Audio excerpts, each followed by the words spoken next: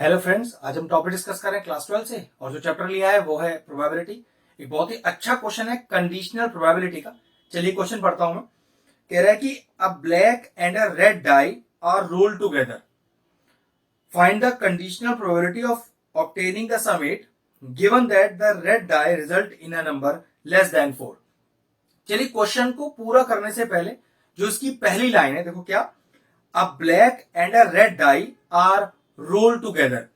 एक black die और एक रेड डाई को रोल टुगेदर किया है, मतलब दोनों पासों को एक साथ फेंका है। तो कुछ भी क्वेश्चन में आगे बढ़ने से पहले इनका सैंपल स्पेस बना लेते हैं।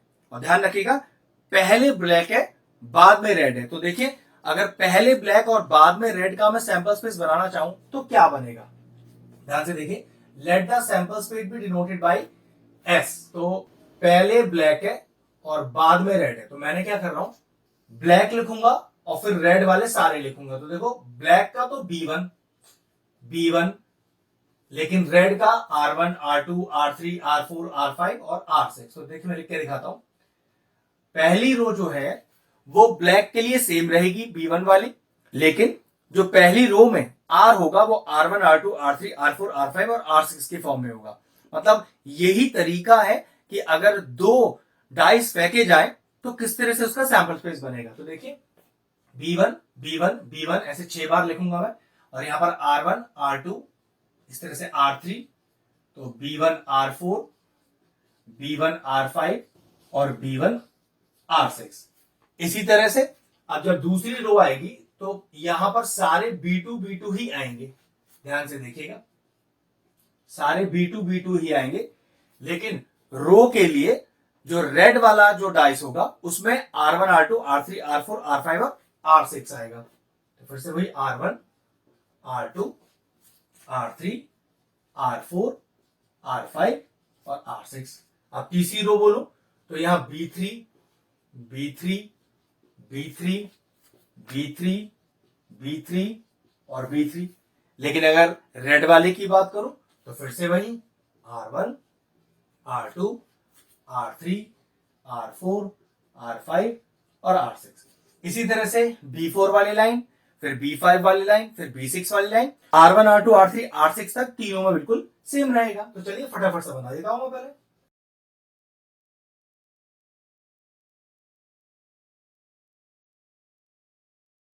लीजिए, मेरे सैंपल स्पेस तैयार है। अब कुल मिला के अगर इन सैंपल स्पेस की गिनती करूं तो ये मेरे पास n ऑफ s बैठेगा 36। ठीक है, अब आते हैं अपने मेन क्वेश्चन पे। एक चीज और बताता हूं कि अगर आप कंडीशनल प्रोबेबिलिटी का क्वेश्चन सॉल्व कर रहे हैं तो आप जिस चीज की कंडीशनल प्रोबेबिलिटी निकाल रहे हैं उसको हमेशा अपना बी इवेंट रखें, और अगर उसे बी मानेंगे तो दूसरा इवेंट ए लिया जाएगा। अब अपना क्वेश्चन पढ़ते हैं कि find the conditional probability of obtaining the sum 8। अब ये ऑब्टेनिंग द सम 8 को मैं बी इवेंट ही मानूंगा। ठीक है, तो देखो फिर बचा हुआ पहला इवेंट ए क्या माना जाएगा, given that the red die result in number less than 4। तो इसको मैं ए मानता हूं, तो लिखता हूं ए,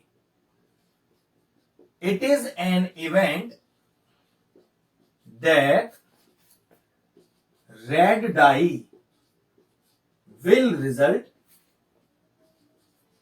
result in number less than 4।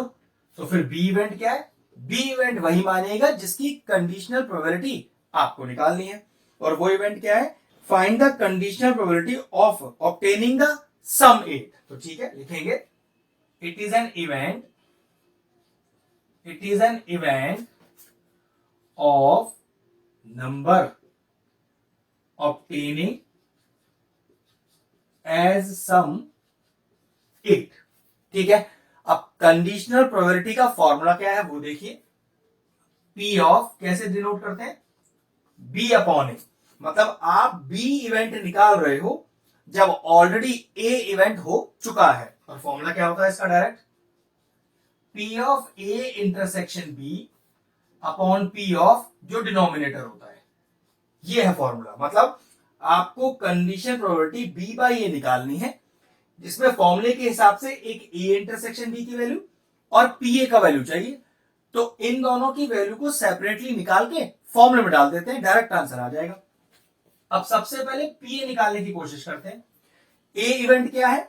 It is an event that the red die will result in number less than 4। जो रेड वाला डाई है, मतलब जो सेकंड डाई है, उसका नंबर 4 से छोटा ही होना चाहिए। तो चेक करिए, अगर मैं सेकंड डाई आर को देखूं तो ये सारे R1 है 4 से छोटा, ये सारे R2 है 4 से छोटे, और ये सारे R3 है 4 से छोटे। 4 भी नहीं ले सकते, 4 से छोटे ही लेने हैं। तो 6 के सीए, 6 के सीए और 6 के सीए, तो 6, 12 और 18। तो प्रोबेबिलिटी क्या आ गया हमारे पास? 18/36। मतलब पी ऑफ ए का वैल्यू आ गया, जिसमें रेड डाई पर नंबर लेस देन आपको 4 चाहिए, उसका प्रोबेबिलिटी है 18/36। अब देखो जरा, ए इंटरसेक्शन बी कैसे निकालेंगे? ए क्या है कि रेड डाई पर 4 से कम होना चाहिए, और बी इवेंट क्या है कि दोनों का सम टोटल 8 होना चाहिए। और क्योंकि इंटरसेक्शन निकाल रहे हैं तो दोनों कंडीशन एक ही में सेटिस्फाई होनी चाहिए। तो चेक करो, आपके पास रेड डाई पे 4 से कम भी हो और दोनों का सम टोटल 8 हो। तो चेक करते हैं, दोनों का सम टोटल 8 और रेड डाई पे 4 से कम। ये चेक करिए, दोनों का सम टोटल 8 और रेड डाई पे 4 से कम। अब यहां पर कोई भी ऐसा नहीं बचा जिसमें सम टोटल 8 हो, क्योंकि देखो हमें सिर्फ इसमें से ही लेना पड़ेगा, क्योंकि ये सारे 18 केसी तो ऐसे हैं जिसमें जो रेड डाई है उस पर 4 से कम है, और सम टोटल 8 के लिए देखो यहां भी 8 आ रहा है और यहां भी 8 आ रहा है, और कोई एक ऐसा नहीं है जहां पर और 8 आ रहा हो। तो कुल मिला के कितना हुआ आपका फेवरेबल आउटकम? 2। और कुल कितने हैं आपके? 36। तो what is A intersection B का प्रोबेबिलिटी? ये हो गया 2/36। अब सॉल्व कर लेते हैं। 36 किया, ये बचा 2/18, और कैंसिल आउट करिए, ये आ गया 1/9। तो कंडीशनल प्रोबेबिलिटी जो बी इवेंट की हमने ली थी बी बाई ए की फॉर्म में, उसका आंसर आया 1/9। क्वेश्चन फिनिश हुआ, वीडियो फिनिश करते हैं। अगर आपको हमारे वीडियोस पसंद आ रहे हैं और इन्फॉर्मेटिव लग रहे हैं तो आप हमारे चैनल की प्लेलिस्ट में जाकर आपको किसी भी चैप्टर में किसी भी क्वेश्चन का डाउट है उसका डेडिकेटेड वीडियो आपको मिल जाएगा। तकरीबन सारे इंपॉर्टेंट क्वेश्चंस के वीडियोस आपको हमारे चैनल पे मिल जाएंगे, आप जाके उन्हें चेक कर सकते हैं।